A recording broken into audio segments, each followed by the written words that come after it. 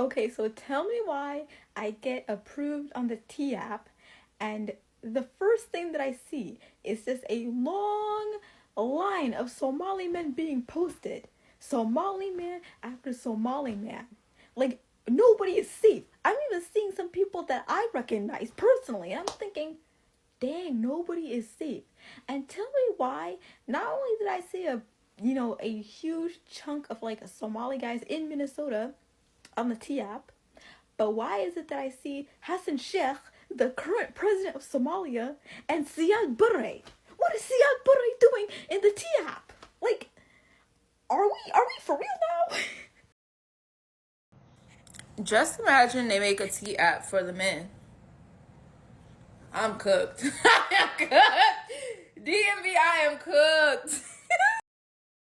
If you know me, you know I'm a very evil, messy, and toxic person who lives for drama. In all seriousness, I find the discussion, especially among Muslims, fascinating on this relatively non-religious tea app that is fundamentally for gossip. If you aren't already aware, there's the app called Tea that is women exclusive and anonymous, discussing red or green flags for men. This isn't new, this sort of thing has existed on Facebook and stuff, but the whole premise to me is always a bit suspect. I think it's essential for women to explore and learn about healthy expectations, informed consent, as well as maintain a level of independence in their relationships, but I also think this is so incredibly reflective of the dangers involving centering men, especially when you get carried away and you think that you can excuse all sorts of misconduct on behalf of women in the name of protecting from men. There's an essential reason why accusing someone of a crime or a misdeed or warning people of evil is never haram or sinful or illegal, while gossip can be. The reason for that is there's no accountability within gossip. There are no boundaries, and the social pressure of gossip, the clout and community and high that you get from gossiping, motivates you to co-sign behavior that is pretty indefensible. It is essentially a vigilante justice system that carries the danger of every other mob mentality.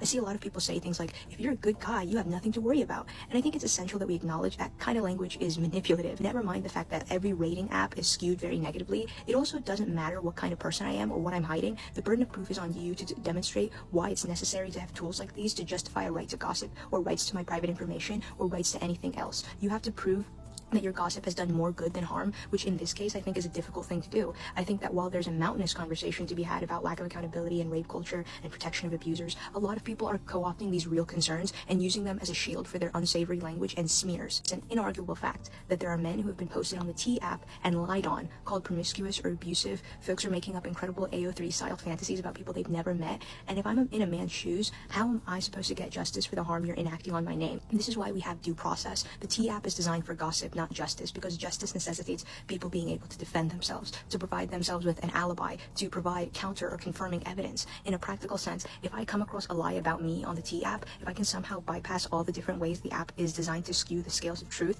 it is still hard to sue someone for lying about you online, even if it does have consequences in your social or working life, because that is also hard to prove. Also, this app runs on the insane premise that women are somehow inherently more trustworthy than men, that we all somehow look out for each other, that many of us aren't also subsumed by patriarchy or jealousy or hatred. Women are the ones screenshotting this app and helping men make fake accounts. An app that denies men the right to even sign up and defend just themselves on just their post is an app with an inherently misandrist founding principle. You may think that's awesome and based and that's what men deserve, but it degrades your whole point about being fair and honest and righteous and protecting when you have no practical way to defend against bad actors and the social biases of many women. This is not a game. We have seen men, good and ordinary, kill themselves and go to prison and face severe social consequences for false accusations. This is far less common than abusers that walk free, I agree, but don't you think that a system should work to minimize false positives rather than just double down on its ambiguous ethics? I know I would rather shut down the app and let these people face a court process than patiently wait for a person to face severe legal or real life ramifications for something as pointless and as silly as a dating partner.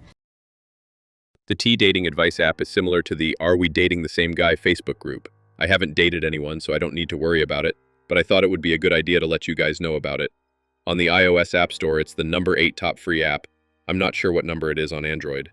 It's supposed to be an app for women to talk about men and keep women safe. However, the reality is that it's a gossip app and not about protecting women. If men made the same kind of app for women, it would most likely either not be allowed on the app stores or get shut down quickly. That has also been the case with men creating Are We Dating the Same Girl Facebook groups. Those get shut down very quickly. It's perfectly acceptable for women to make up lies and gossip about men. But if men want to do the same thing, it's not allowed. I'm not saying men would gossip, but if they did, they'd be immediately criticized or labeled as misogynistic, while women doing the same about men is encouraged. If one side is allowed to do it under the label of safety, the other side should be allowed to have honest conversations too. Equality means holding both men and women to the same standards. Men aren't even allowed to defend themselves from accusations and wouldn't know they're being targeted because only women are allowed into these groups. What's really frustrating is the false moral high ground. When these women-led groups are criticized, defenders often say, it's about protecting women. But if the reality doesn't match that claim, if it's more about humiliation than safety, then we need to call it what it is. Gossip and public shaming, not activism. It's public shaming only for women's entertainment since men aren't allowed on the app. The men who are targeted have no ability to see if they're targeted in the first place and have no way of defending themselves.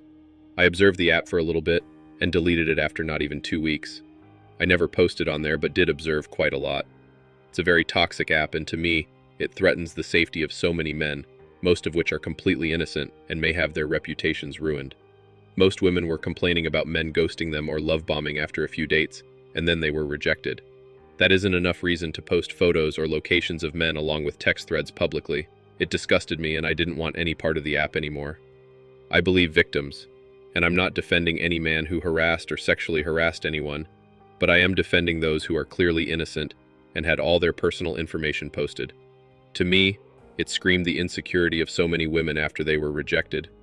Also, as someone who has been cheated on multiple times, I went to therapy to deal with it, not an app. I can't imagine what some of these men are going through due to this app. That's all for today. Don't forget to hit the like and subscribe buttons. Also, click on the notification bell to know when I drop a new video. Bye.